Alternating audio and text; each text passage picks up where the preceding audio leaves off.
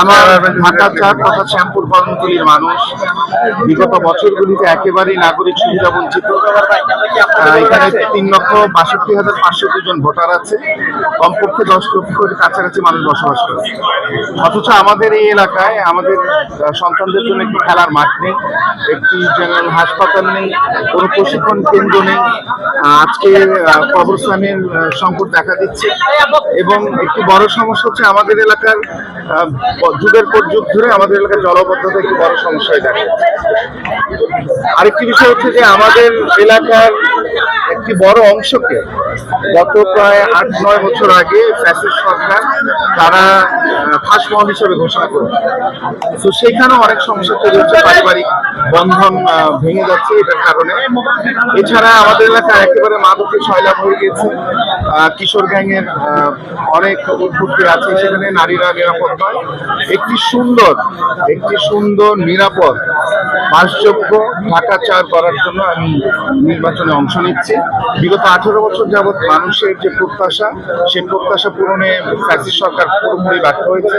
আমরা বিএনপির ধানের শীষের প্রতীকের প্রার্থী, আমি রাত দিন পরিশ্রম করবো মানুষের প্রত্যাশা পূরণে এবং এলাকার যত সমস্যা আছে সেই সমস্যাগুলি এলাকার মানুষকে সামনে নিয়ে তাদেরকে পাশে নিয়ে তাদের মতামতের ভিত্তিতে আমরা এই সমস্যাগুলি সমাধানে কাজ করে যাব।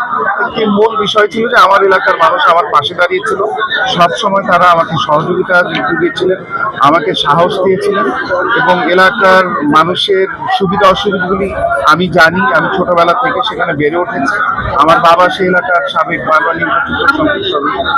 ওই এলাকার যত উন্নয়ন হয়েছে, যত শিক্ষা প্রতিষ্ঠান, আপনার যত মসজিদ মাদ্রাসা, ব্রিজ কালভার্ট, যত রাস্তাঘাট আছে বিএনপির আমলে হয়েছে। ব্যাপক উন্নয়ন হয়েছে বিএনপির আমলে।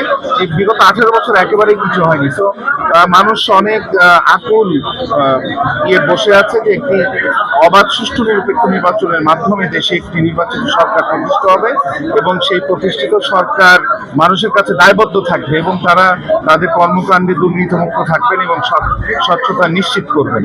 আমরা সকলে মিলে বাংলাদেশ জাতীয়তাবাদী দল বিএনপি, আমাদের ভারপ্রাপ্ত চেয়ারম্যান জনাব তারেক রহমানের নেতৃত্বে আমরা যারা মনোনীত হয়েছে, আমরা দিনরাত পরিশ্রম করব মানুষের প্রত্যাশা পূরণ।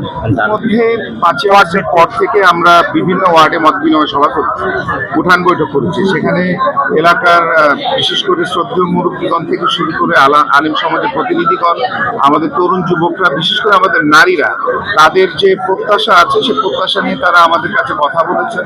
আমরা তাদের দুয়ারে গিয়েছি, তাদের কথা শুনেছি এবং ইতিমধ্যে আমাদের ঢাকা ৪-এর যে ৯টি ওয়ার্ড আছে, ওই ৯টি ওয়ার্ডে আমাদের যে সমস্যাগুলো আছে ইতিমধ্যে আমি চিহ্নিত করা হয়ে গেছে এবং নির্বাচনের ঠিক পরের দিন থেকে যদি এলাকার মানুষের ভালোবাসা আস্থায় আমি নির্বাচিত হই, ঠিক প্রথম দিন থেকে আমি কাজ করা শুরু করব।